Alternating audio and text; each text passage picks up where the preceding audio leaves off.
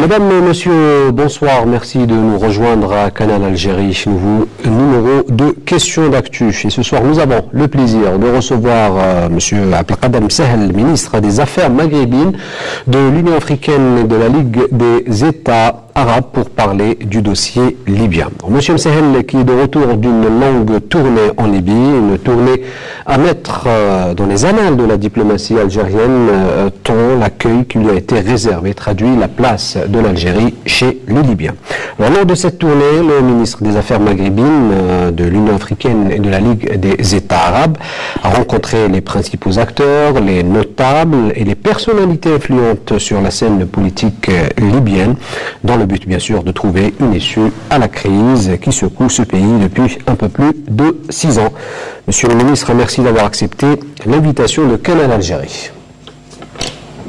Merci d'avoir accepté l'invitation de Canal Algérie. Merci Nassib, bonsoir Kamal. Bonsoir. Pour m'accompagner dans cet entretien, Kamal Mensari, directeur publication du Jeune Indépendant. Merci d'être avec nous ce soir. C'est moi qui vous remercie. Avant de revenir à vous, je vous laisse avec ce résumé de la visite, la tournée en Libye, une visite qui l'a menée à Al-Baïda, Benghazi, Zenten, Misrata et Tripoli. On revient juste après, c'est signé Tahablidi et Youssef Deili. Moment de réflexion profonde sur les perspectives et les croisements géopolitiques possibles, et y compris celles qui relèvent de l'impossible. Avant le début d'une tournée laborieuse qui a mené le ministre des Affaires maghrébines de l'Union africaine et de la Ligue des États arabes Abdelkader Messahel en Libye. Dans l'avion, on se prépare à mener à bien cette mission, ouverte à toutes les éventualités. Première escale, la ville d'Al-Baïda. Le ministre est accueilli chaleureusement par le conseiller Atiqa Saleh, président du Parlement libyen. Une rencontre où la place de la diplomatie algérienne et les efforts de l'Algérie, à sa tête le président de la République Abdelaziz Bouteflika envers ce pays frère, la Libye, ont été mis en exergue. Je salue le peuple algérien et nous nous félicitons de l'intérêt que porte l'Algérie à la cause libyenne.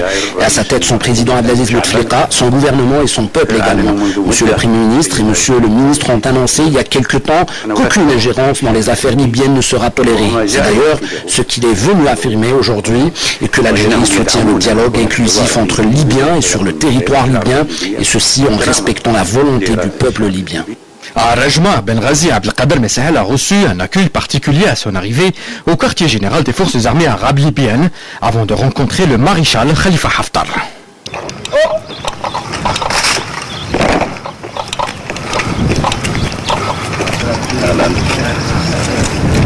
Les derniers développements sur la scène politique libyenne ont été au centre des entretiens entre les deux hommes.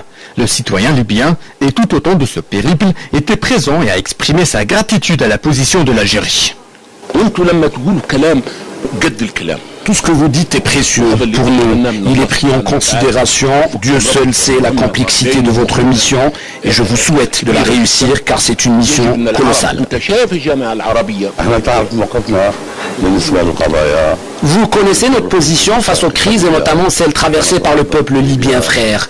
Nous n'avons pas oublié le soutien de la Libye envers notre pays durant la guerre de libération nationale. Nous avons une histoire et des valeurs communes et des frontières communes également.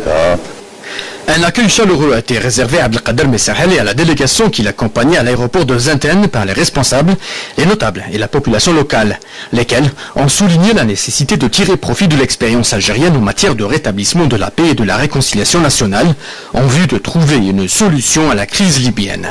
Haj El Mabrouk Meski Zenteni était là, abordant fièrement sa médaille de Moudjahed décernée par les autorités algériennes pour sa participation à la guerre de libération nationale. Messahel était porteur d'un message d'espoir et de soutien à l'adresse de ces personnalités venues le rencontrer, dont l'ancien ministre de la Défense et président du Conseil militaire, Oussama Djouili, un message franc soutenu par l'expérience algérienne dans la lutte contre le terrorisme. Le ministre, et au nom de l'Algérie, a émis le souhait pour que la Libye soit épargnée par ce fléau dévastateur. La tournée mènera ensuite Messahel à Tripoli, où il s'est entretenu avec le président du Haut Conseil d'État, Abderrahmane Souihli. Le ministre a affirmé qu'il n'était porteur d'aucune initiative, d'aucun projet, ni même d'un brouillon. Il était seulement porteur d'une invitation au dialogue interlibyen au sein même du territoire libyen et d'un appel aux Libyens à tirer profit de l'expérience algérienne en matière de réconciliation nationale. احنا جينا ما عندناش مبادرة. Nous ne sommes porteurs d'aucune initiative. Pour une seule et unique raison, nous croyons profondément que la solution à la crise libyenne réside dans le dialogue interlibyen et en Libye.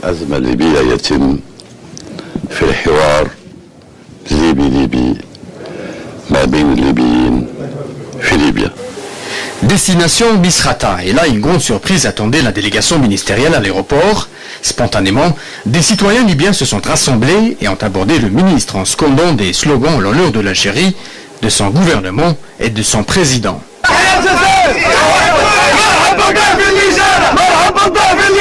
Dans la ville de Misrata, Abdelkader Messahel a mené une série de réunions marathoniennes avec toutes les composantes libyennes, à l'exemple des rassemblements politiques, les députés, les commandements militaires de la ville, El Bounian El Marsos, le conseil communal, le conseil des notables de Misrata et un groupe de jeunes. À la fin de sa tournée, la délégation algérienne est revenue à Tripoli, où Abdelkader Messahel a d'abord rencontré le ministre libyen des Affaires étrangères Mohamed Tahar Sayala, pour ensuite s'entretenir avec le président du gouvernement libyen d'Union nationale, Faiz Sarraj, et le vice-président Ahmed Maïtiq. Enfin, il y a lieu de retenir qu'à chacune des 5 étapes de sa tournée, à l'est et à l'ouest de la Libye, en attendant une deuxième tournée dans les prochaines semaines dans la région sud, Abdelkader Messahel a eu à constater une forte volonté chez tous les véritables acteurs libyens de parvenir à une solution à la crise par la voie du dialogue et de la réconciliation.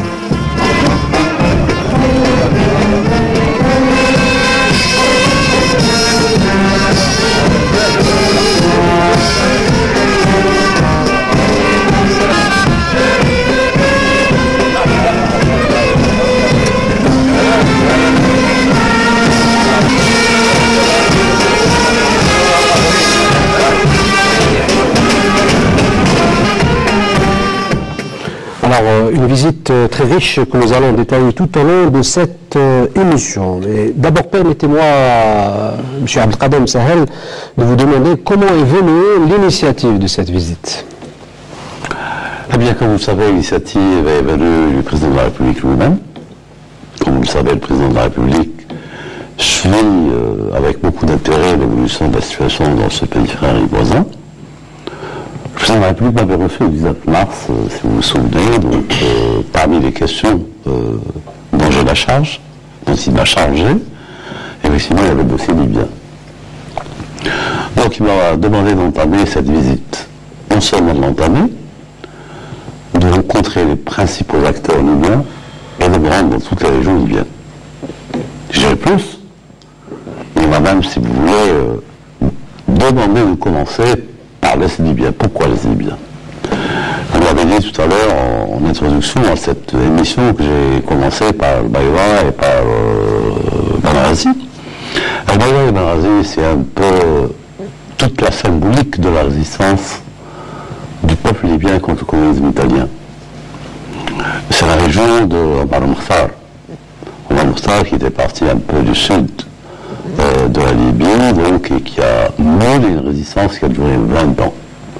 Donc depuis 1911 à 1931, il était accompagné par la Soucia, qui, comme vous le savez, donc, cette confrérie religieuse est originaire de l'Algérie. Et donc, c'est cette symbolique autour d'Omar Mukhtar, qui a résisté pendant presque 20 ans, donc au liénisme, qui a été arrêté, jugé. Il a été arrêté donc à El-Melj, dans une région pas loin donc, de Benghazi, jugé donc à Selmouk et pendu 2 jours après, donc c'était le jugement définitif, 2 jours après donc son arrestation. Donc c'est autour de cette symbolique. Donc j'ai commencé par ces 2 villes. Vous avez remarqué également que j'ai fait Zelten juste après Al-Bayda et Benghazi. Donc le président il connaît bien la Libye, donc il connaît bien son histoire, il connaît bien toute la charge et toute la relation profonde qui existe entre ces 2 peuples. Zelten, si vous avez remarqué, le Hajj dans votre VTF, vous avez montré le Hajj Mabrouk, qui a participé le 3 octobre 1959 à la fameuse bataille lycienne, qui a eu du sang libyen, du sang algérien coulé dans une grande bataille contre le communisme français. Donc c'est une région aussi qui a sa force symbolique. J'avais par la suite Misrata. Misrata est une ville qui est connue. Elle est connue, c'est une ville qui a une longue histoire, donc une ville très active, qui a marqué pendant des millénaires l'histoire de la Libye. Mais ça a aujourd'hui aussi la symbolique de ce qui est la résistance et la lutte contre le terrorisme. Si vous avez remarqué l'accueil qui avait été réservé d'une manière spontanée par ces jeunes en arrivant à Misrata, parmi eux, il y avait des gens qui avaient donc combattu Daesh et qui avaient libéré la ville de Sirte, et parmi eux, il y avait des blessés qui ont été soignés chez nous, parce que parmi les premiers blessés, donc de ces batailles de Sirte, un grand nombre d'entre eux a été soigné dans les hôpitaux algériens. Et j'ai terminé par Tripoli. Tripoli aussi, bon, c'est la capitale historique de la Libye, c'est le symbole de l'unité d'un pays, et c'est aussi la ville de Cheikh Ibrahim Mouchergui. Cheikh Ibrahim Mouchergui est un personnage extraordinaire qui a accompagné la révolution algérienne pratiquement de 1947 jusqu'à l'indépendance, jusqu'à 1962. Elle a été l'un des ambassadeurs pratiquement de cette révolution, donc il était parfois chargé de missions en Allemagne, un peu partout. Et dans son testament, il voulait être enterré en Algérie. Donc le Moujahid Ibrahim Mouchergui est décédé donc en 2017. Donc j'avais rencontré même les membres de sa famille quand je suis passé à Tripoli. Et sur décision du président de la République, c'est Abdelaziz Bouteflika, il a été enterré au Carré des Martyrs en 2007. Donc même si vous voulez le sens et puis de cette tenue à cette force, à cette symbolique. Et puis donc j'ai eu l'occasion, comme vous l'avez vu, dans le VTL, de rencontrer les principaux acteurs donc de la crise libyenne. J'ai rencontré donc Aguila Salah, qui est le président de la Chambre des représentants. J'ai rencontré le maréchal Haftar. J'ai rencontré donc des responsables et des notables de l'Est, tous les notables de l'Est, des tribus, donc des chefs de tribus. J'ai rencontré à Benrazim, où on avait passé la nuit, on avait passé la première nuit donc à Benrazim au cours de ce périple. Par la suite, nous sommes rendus à Zempen, comme je vous dis, donc toute cette symbolique, c'est une ville qui est voisine, donc cette région est frontalière de l'Algérie, où j'ai rencontré également les notables et les chefs de tribu, qui sont très présents. Et puis par la suite, le périple a continué, comme je l'ai signalé, donc en première étape à Tripoli, où j'ai rencontré M. Abdelrahman Souhli, qui est donc le président du Conseil d'État.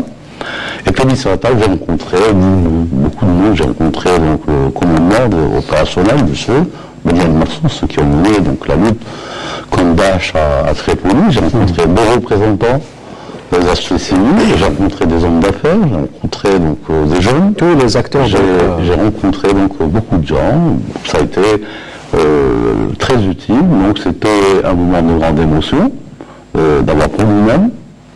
Ensuite, pour tous ceux qui nous ont accueillis, vous connaissez la spiritualité de ce peuple, sa reconnaissance à l'égard de l'Algérie. Et si vous avez remarqué, j'ai fait le pays d'Est en Ouest, donc nous sommes accueillissants entre les principaux antagonistes. Donc ça a été un peu, si vous voulez, le sens et la directive que devait donner le président de la République pour faire ce voyage. Alors, avant de rentrer dans les détails de cette visite, notamment en ce qui concerne donc le dossier libyen, j'aimerais revenir sur le message, d'après vous, ou quelle analyse faites-vous du message des Libyens à travers l'accueil qu'ils vous ont réservé? D'abord, si le regard d'un citoyen ordinaire, la vie est normale.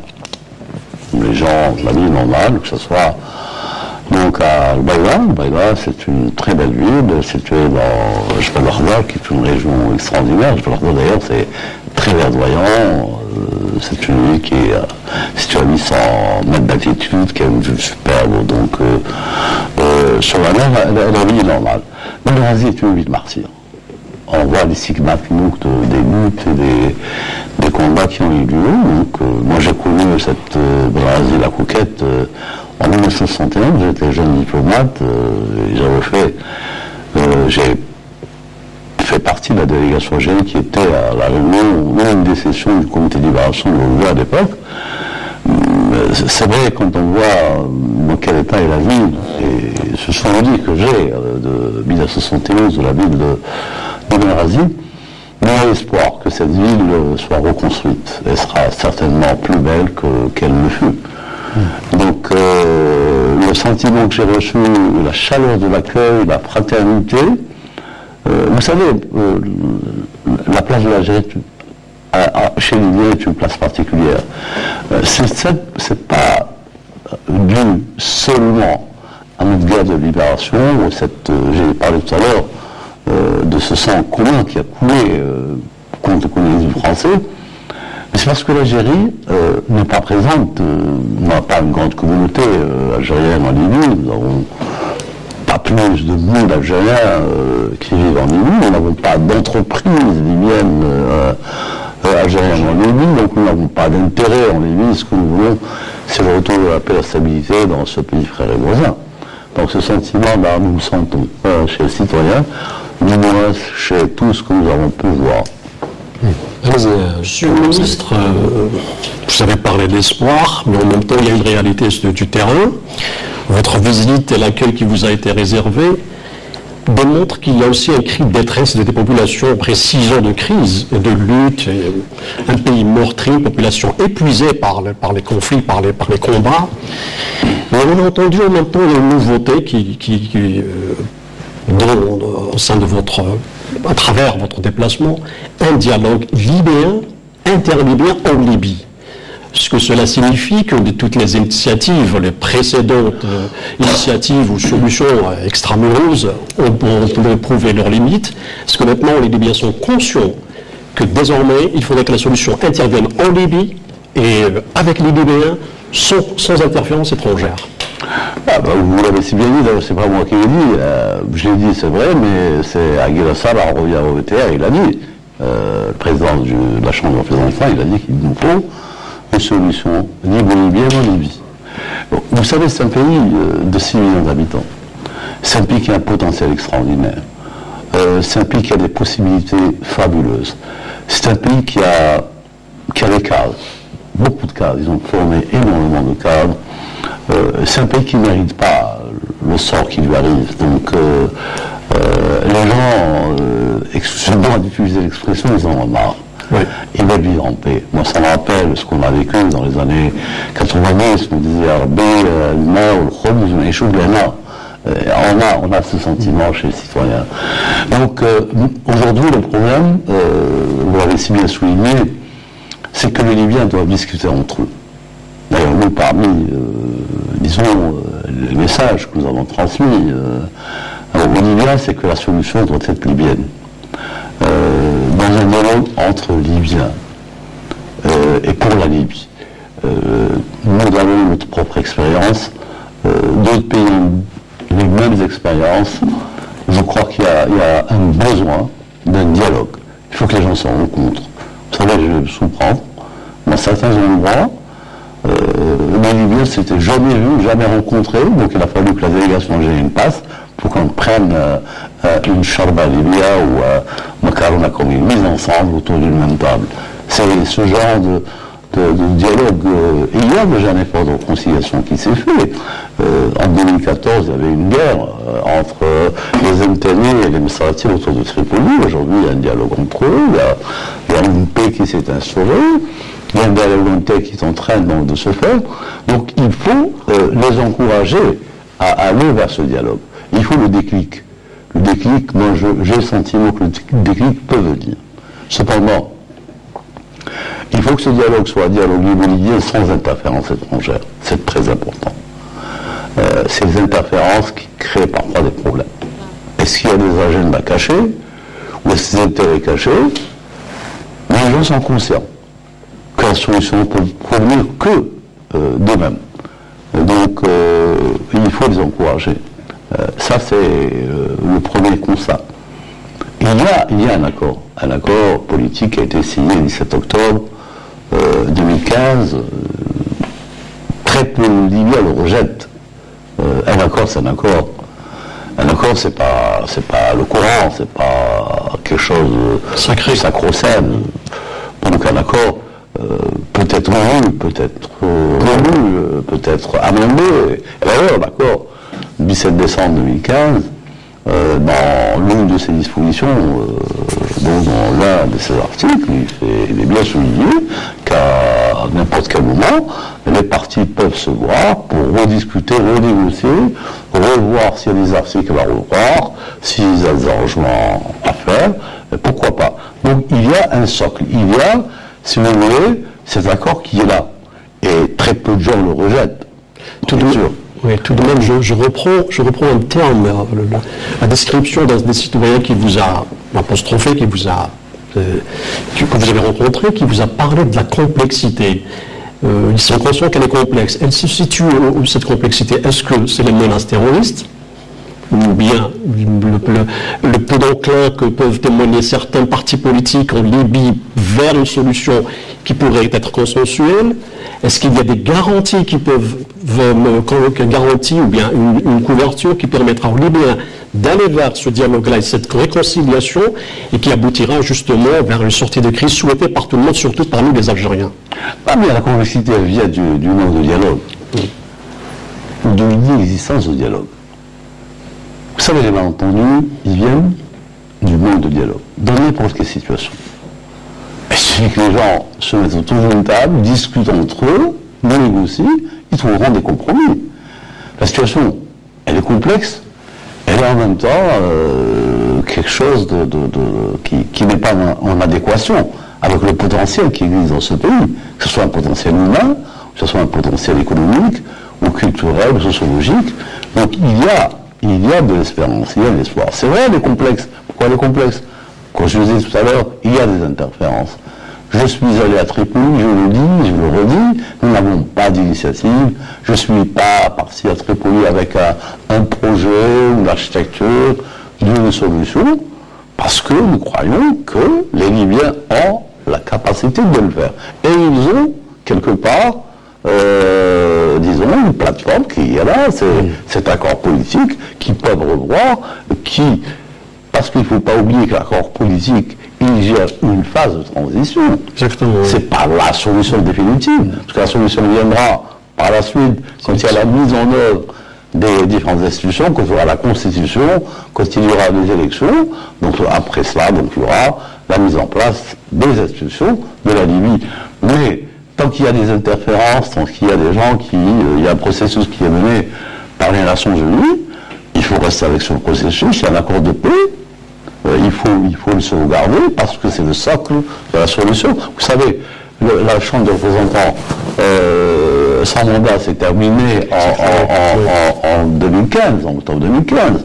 Donc il doit s'assurer que grâce à cet accord politique, le Conseil présidentiel ne doit son existence que grâce à cet accord politique. De même que le Conseil d'État ne doit son existence que cet accord politique.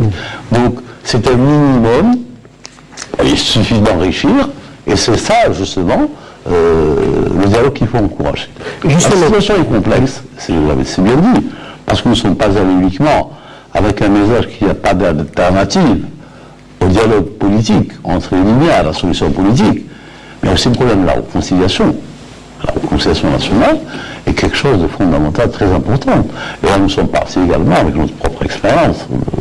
Comment nous sommes passés d'une situation de drame que nous avons vécu à des séminaires, en passant par une transition au Conseil d'État, en allant vers une nouvelle constitution, en allant aux élections de 1999, avec l'arrivée du président Bouteflika. Donc nous avons continué avec la politique de la Rahma, la concorde civile et la concertation nationale, ce qui a permis à l'Algérie de retrouver sa stabilité. Alors, dans quelle mesure peut-on dire que votre visite a contribué à faire avancer le dialogue inter-libyen, partant aussi de l'expérience que vous avez sur le terrain et des personnalités que vous avez rencontrées? A contribué, je ne sais pas l'évaluation, c'est aux Libyens de la faire. L'impact de cette visite, c'est à eux de juger l'impact. Ce que nous avons, donc, déjà au niveau du plan international, les échos que nous avons sont des échos très positifs. Parce qu'ils savent que l'Algérie est un pays qui est à équidistance de toutes les parties. Mais nous avons rendu une visite également à ceux qui nous ont visités. Salah Guira est venu à Alger, Machar Al-Hattar est venu à Alger, Sarraj est venu à Alger, Abdelrahman Souhani est venu à Alger. Et tant de Libyens sont venus à Alger. C'est des centaines que nous avons rencontrés. Bon, on ne publie pas chaque jour qu'on reçoit des Libyens, on publie des communiqués, mais quand il s'agit de personnalités quand même assez importantes et d'acteurs qui sont importants et qui peuvent influer sur le cours des événements, là, on publie.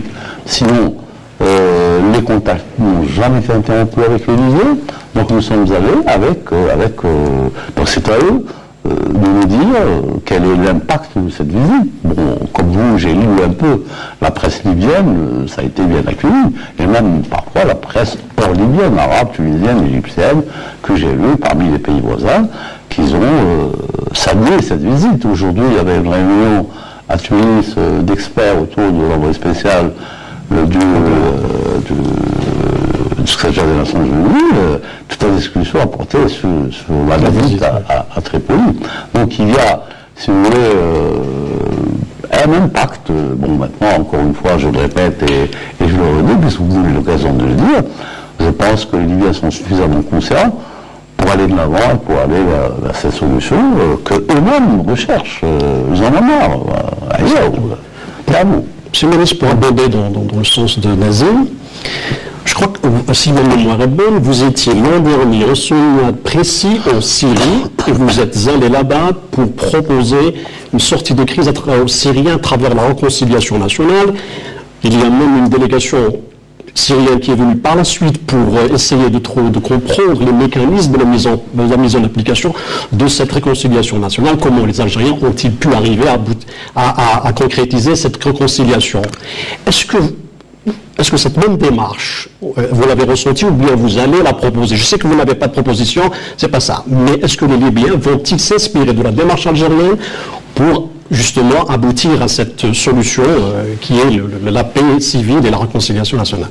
Kamal, vous avez une bonne mémoire, je vous connais depuis longtemps, vous êtes un grand journaliste. Effectivement, ça fait un an, jour pour jour, que je suis allé en Syrie. Et j'étais porteur d'un message du président de la République. Je suis allé en Syrie le 24 février 2016, avec, d'abord, c'était le 70e anniversaire de l'indépendance de la Syrie. Oui. Et je suis allé avec 3 messages. Un message qu'il n'y a pas de solution militaire. La solution peut être une solution politique. Le deuxième message, c'est un message de soutien à la résistance du peuple libyen contre le terrorisme. Et le troisième message, c'était à la réconciliation nationale.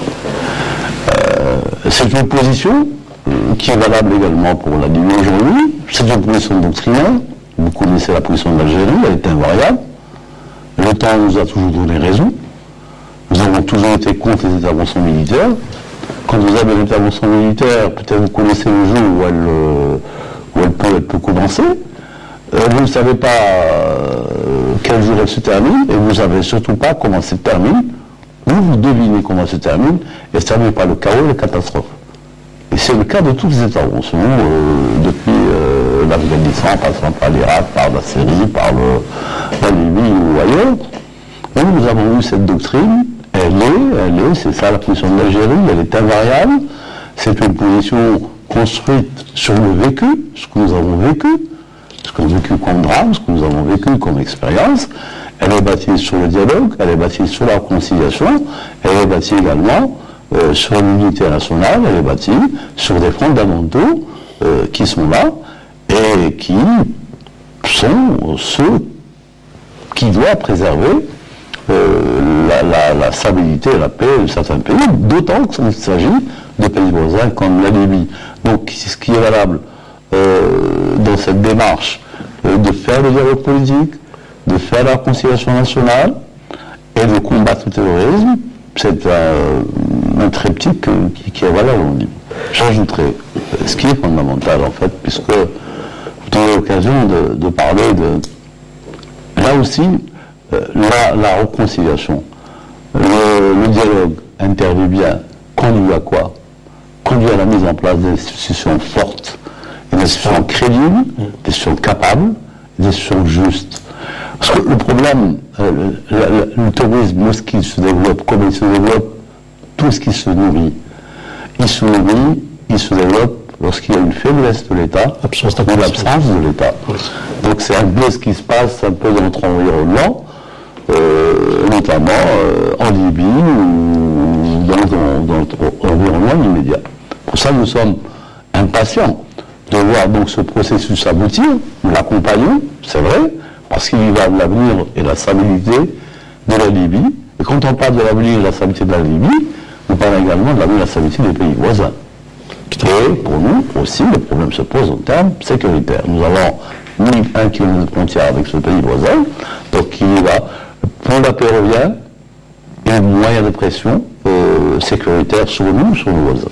Alors, vous qui avez visité toutes ces régions de Libye, alors, hormis les bonnes volontés des uns et des autres, les acteurs politiques principaux dans la crise libyenne, que peut-on dire sur les ingrédients? Est-ce que les ingrédients sont aujourd'hui présents pour une solution pacifique et durable de la crise libyenne?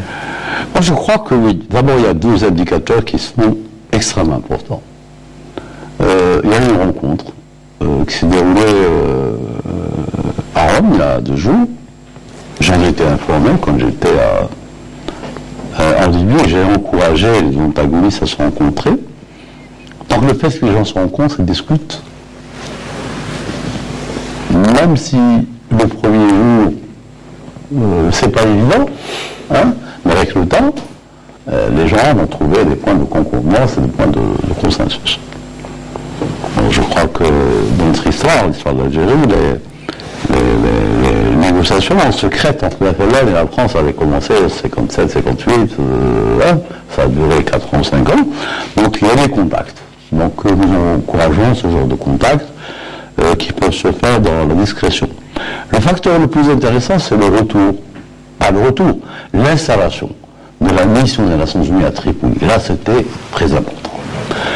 Jusqu'à maintenant, les Nations Unies ont fonctionné à partir de Tunis, ou d'ailleurs, mais il était important qu'une mission des Nations Unies donc, se déploie en Libye. Et le fait que la mission des Nations Unies se déploie en Libye, donc ça facilitera également le dialogue en Libye. Et bien qu'on parlait tout à l'heure des Libyens en Libye, puisque les Nations Unies, qui quelque part sont garants un peu de ce processus de mise en œuvre de l'accord du 17 décembre, à travers la résolution 2259 du Conseil de sécurité.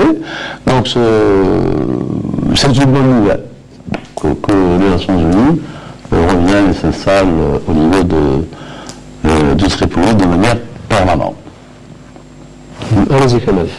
La curiosité journalistique m'oblige à vous poser la question du devenir de la tripartite. Il y a une initiative tripartite algéro-tunisienne, égyptienne. Alors, où en est-elle? Est-ce que le dialogue se poursuit ou bien on revient à la case départ, celle que vous avez prônée, c'est le dialogue interlibéen, ou bien que cette initiative n'a pas grandi, n'a pas mûri pour donner lieu à une solution souhaitée probablement par d'autres acteurs, mais qui ne sont pas l'Algérie?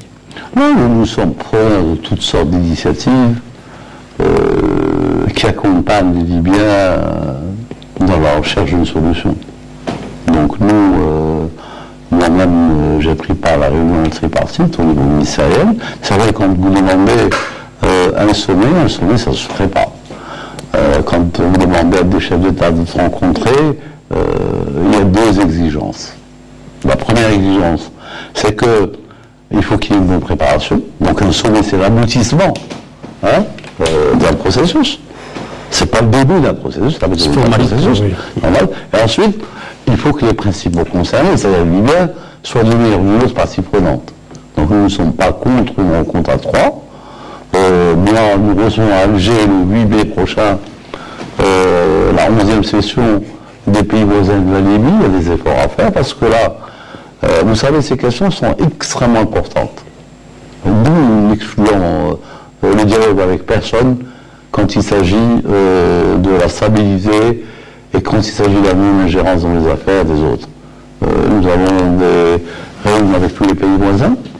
Dans la crise libyenne, ou le sortie de la crise libyenne, il y a des pays qui coûtent. Il ne faut pas oublier le Niger, il ne faut pas oublier le Tchad, il ne faut pas oublier le Soudan. On aura l'occasion de parler un peu de l'instabilité qui est dans notre voisinage immédiat, dans le sud-ouest libyen. Il y a des groupes terroristes qui circulent dans cette région. Il y a des groupes, des groupes criminels. Il y a le crime organisé. Il y a donc, et ce sont des pays qui sont concernés d'une manière ou d'une autre. Donc le débat, si on veut, indépendamment, si vous voulez, de la solution politique à la Libye, parler de la sécurisation de la région, il faut qu'on se retrouve tous, et ensemble, on en discute. Donc c'est un peu l'objectif de ces réunions des pays voisins. Nous avons été initiateurs de ce genre de réunions, et la prochaine session va se gérer chez nous, surtout dans un contexte où plus on s'éloigne d'une solution politique en Libye, plus, comme je disais tout à l'heure, s'il n'y a pas d'institution forte présente, de l'armée unique, de services de sécurité dans un pays, d'un État stable, bien c'est le développement de toutes sortes de dérives, c'est le terrorisme, c'est le crime organisé. Cette région, c'est un peu la migration clandestine.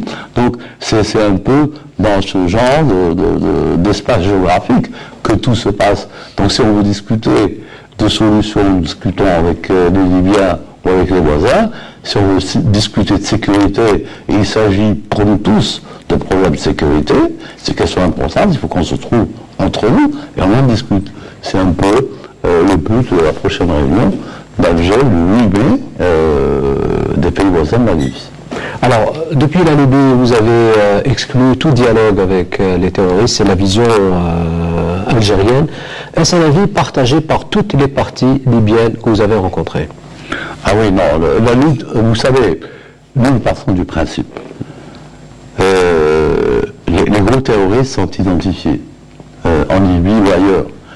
Nous, la référence chez nous, c'est des groupes terroristes qui sont blacklistés par les Nations Unies. Donc, en Libye, ils sont au nombre de 3. Hein, donc, ils sont connus, blacklistés. Il y a Daesh, il y a Al-Qaïda, il y a Ansar Sharia. Ansar Sharia. Donc, ils sont connus, ils sont identifiés. Les armes, pour ça que nous disons, nous, les seules armes qu'il faut tourner ou utiliser, c'est contre le terrorisme. Le dialogue, nous ne sommes pas pour le dialogue des armes, nous sommes pour le dialogue politique, dialogue donc pacifique. Le dialogue des armes, c'est pour lutter contre ces phénomènes. Il y a des foyers de terroristes qui sont identifiés.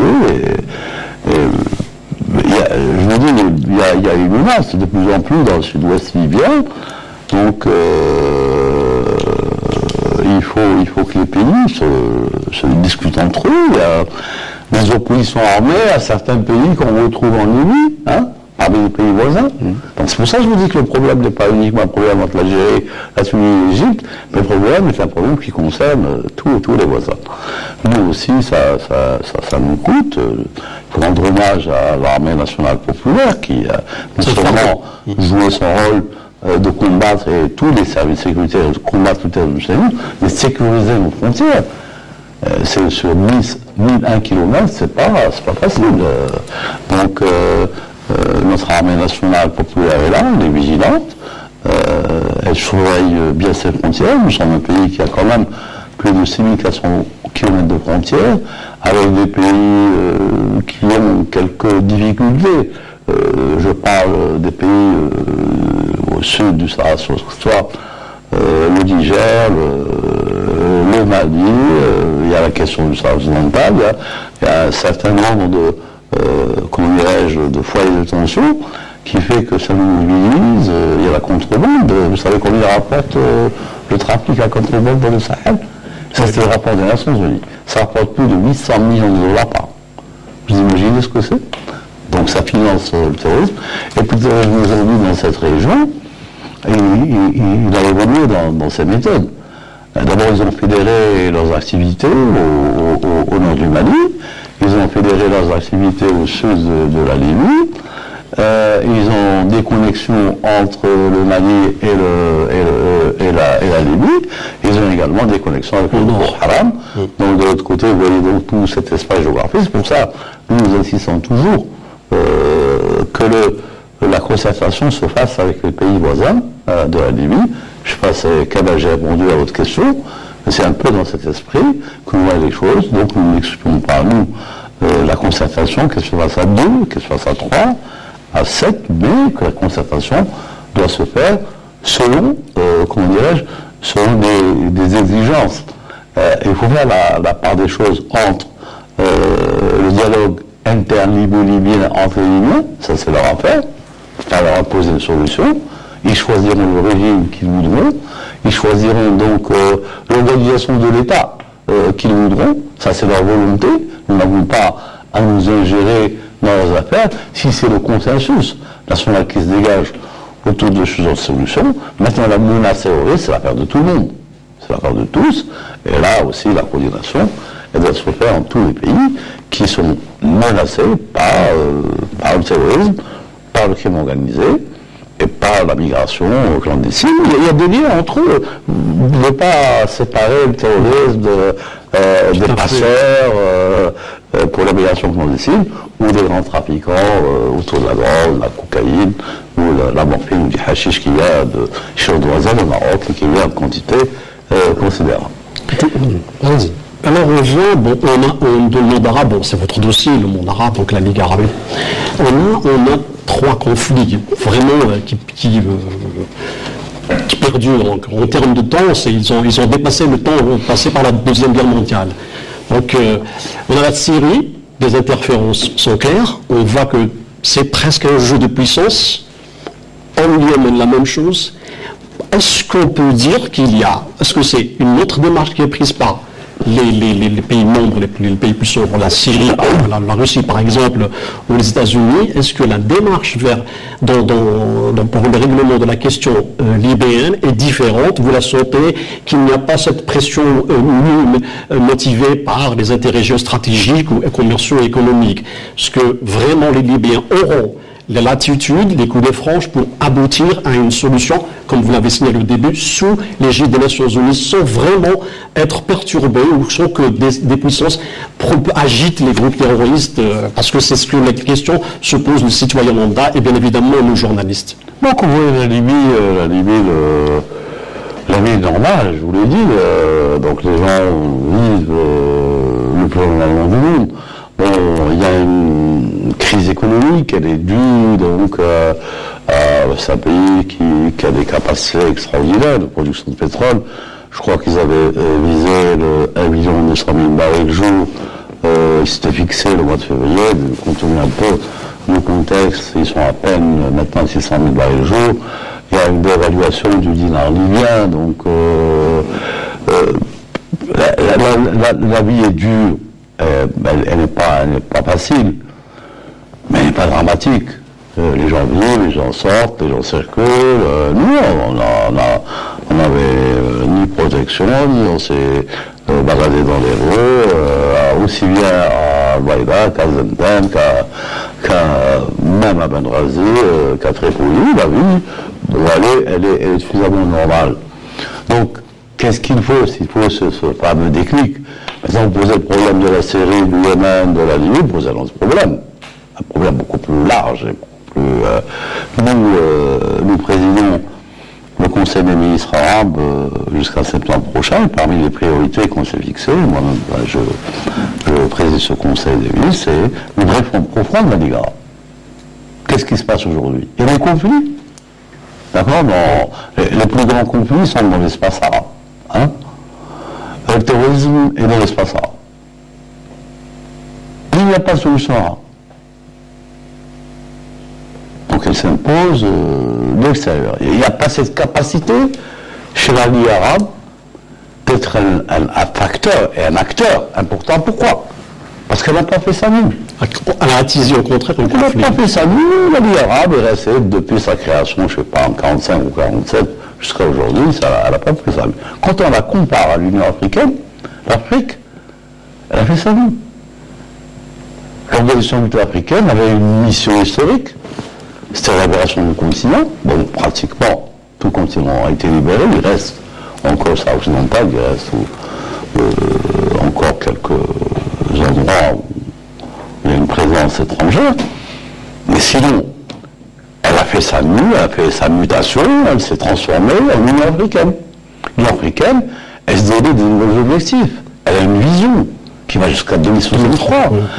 Depuis la création de l'Union africaine, les questions de gouvernance sont là. Il y a moins de coups d'État.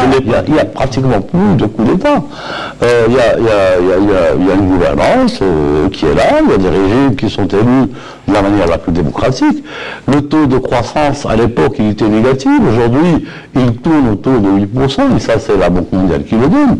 Aujourd'hui, l'Afrique parle d'une seule voix dans les forums internationaux, qu'il s'agisse de la réforme du Conseil de sécurité ou de la réforme des Nations Unies pour les questions de l'environnement.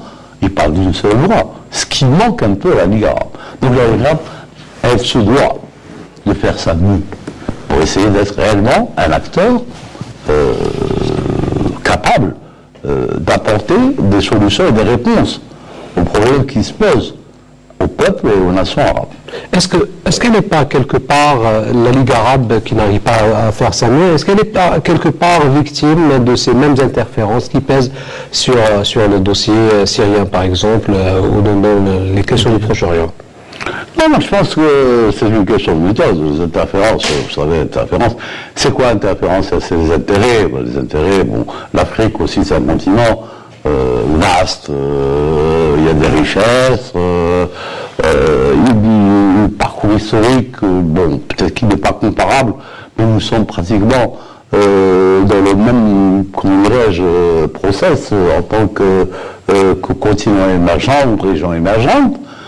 Mais il y a moins d'interférences, il y a moins d'ingérences, le problème ne se pose pas en ce terme.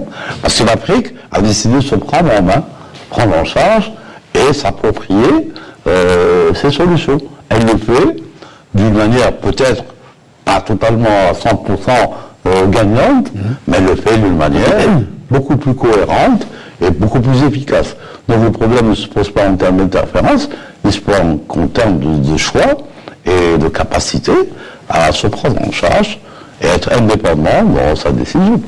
Alors, un des mots qui revient ces derniers temps, et c'est un danger qui guette la Libye, c'est la partition.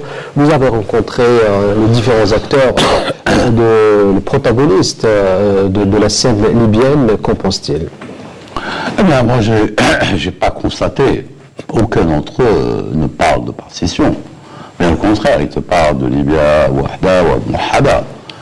Vous savez, il y a eu tellement de brassages, d'échanges entre les régions, les populations, c'est pas l'agenda des Libyens. Je donne un exemple, c'est des statistiques qu'il faut peut-être vérifier parce que elles m'ont été données en Libye.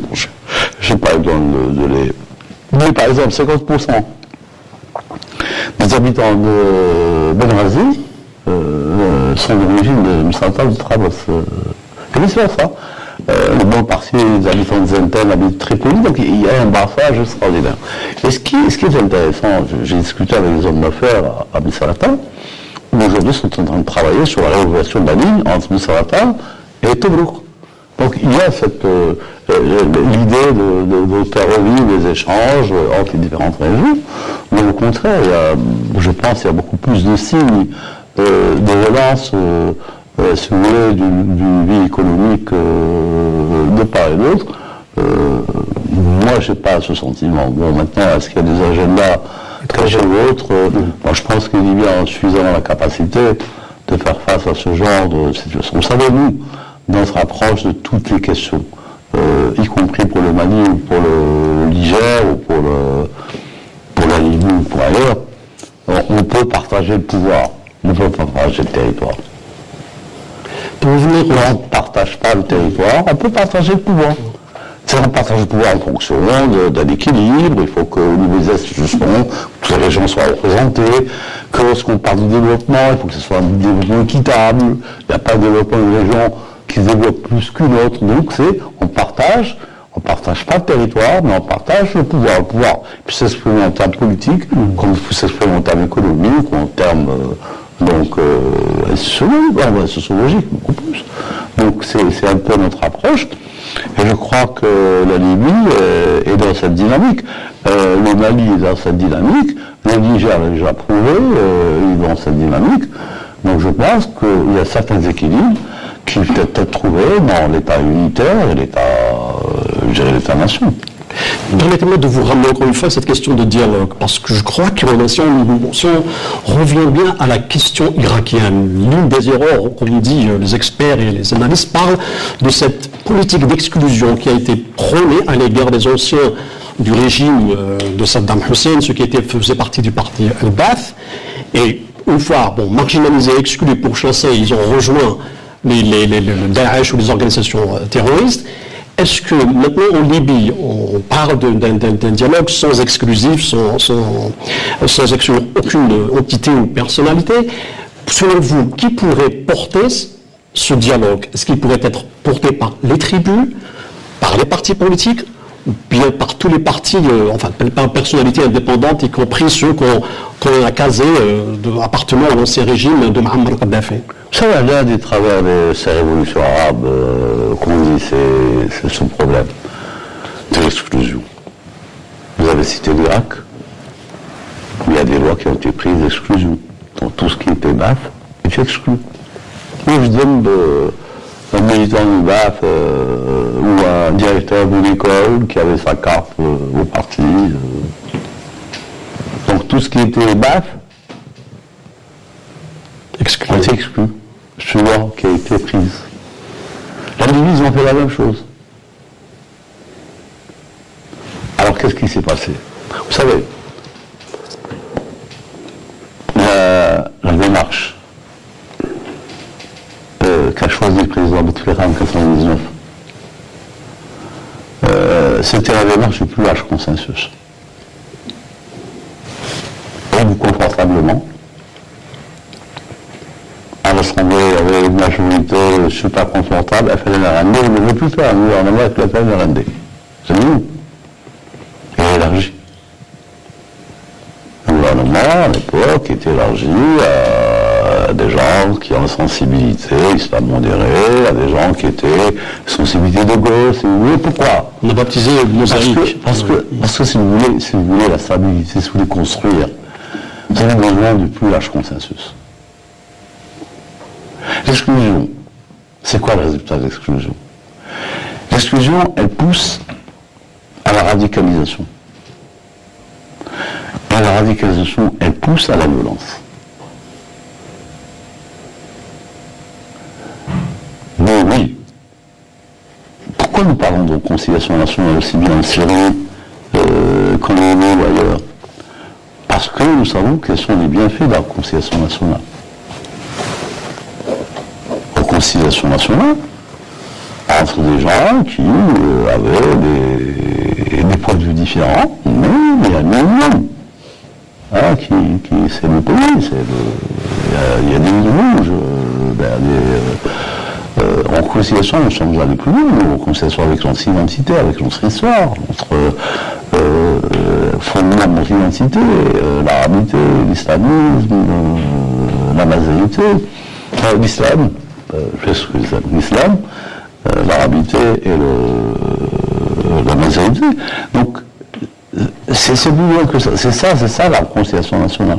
Donc, nous, quand nous prenons le dialogue politique à nos partenaires, à nos amis, quand nous prenons la conciliation nationale, quand nous refusons la gérance étrangère, quand nous refusons le recours à la solution militaire, l'utilisation de la force, c'est contre le terrorisme, c'est clair. On ne négocie pas le terrorisme, on le combat. Donc le problème de ces deux pays, je pense qu'en Libye, il y a ce sentiment de conciliation. Moi, j'ai rencontré un des grands responsables, l'un des libérateurs de Syrie, qui me dit, moi, là, au septembre, là, ça passe sous l'air. En Libye. Je suis né le 1er septembre 1969, le coup d'État ou la révolution qu'avait Kadhafi à l'époque. Et le 17 février, moi je suis la Libye. Ce sentiment, on le sent. Même parmi les acteurs du printemps arabe ou de la révolution du 17 février, moi je suis ni le 7 février, ni le 1er septembre, je suis la Libye. Ce sentiment, on peut constater, on va constater. Bon, Monsieur le ministre, loin des interférences internationales, il y a aussi le poids des grandes puissances. Il y a une nouvelle donne à l'échelle internationale sur le plan géopolitique et géostratégique. Je parle du rôle des États-Unis d'un côté et de la Russie dans le dossier libyen. Posez la question à la Russie et aux États-Unis. Nous avons des mécanismes de dialogue avec tous nos partenaires. Moi, j'ai fait la 4e session du dialogue sécurité et lutte contre le terrorisme à Washington il y a quelques jours. J'ai fait la 2e session du dialogue sécurité et lutte contre le terrorisme avec la Fédération de Russie il y a quelques jours. Je pars à Rome également dans quelques jours, dans le cadre de concertation entre l'Algérie et l'Italie. Moi, je pense que dans le rôle de la communauté internationale, c'est un peu le sens de la résolution 2259 des Nations Unies. C'est ramener tout le monde à un même agenda. Un agenda, c'est un agenda interne à la Libye. La solution, il faut qu'elle soit libyenne. Le deuxième agenda, c'est celui des pays voisins ou des pays amis, qui doit être celui d'accompagner les Libyens dans la recherche de leur propre solution. Et pour agir le siècle aux grandes puissances aussi, il faut qu'on ait le même agenda pour parvenir donc à accompagner les Libyens à la recherche de solutions chez eux. C'est l'exercice auquel l'Algérie ne cesse de se donner à ce genre d'exercice, avec tous nos partenaires, qu'ils soient américains, français, italiens, russes ou arabes aussi. On a un dialogue avec l'Égypte, avec les Émirats, avec Qatar, avec l'Arabie Saoudite, avec la Turquie, avec le Royaume-Uni, avec la Chine, avec tous les membres permanents du Conseil de sécurité, qui ont une responsabilité aussi dans la paix et la stabilité mondiale, sur le dossier libyen ou sur d'autres dossiers, sur la question du terrorisme, ou sur la situation au Sahel. Donc nous répondons toujours notre point de vue, celui de la solution politique, de la non-ingérence, celui du dialogue, et voilà. M. Abdelkader Msahel, le ministre des Affaires maghrébines de l'Union africaine et de la Ligue des États arabes, merci d'avoir répondu à toutes nos questions. Merci à vous également, Kamel Messari, directeur de publication du Jeune Indépendant, de nous avoir accompagnés dans cet entretien. Madame, Monsieur, merci de nous avoir suivis. En espérant vous retrouver la semaine prochaine pour un nouveau rendez-vous de questions d'actu. Je vous dis au revoir et bonne soirée. Merci.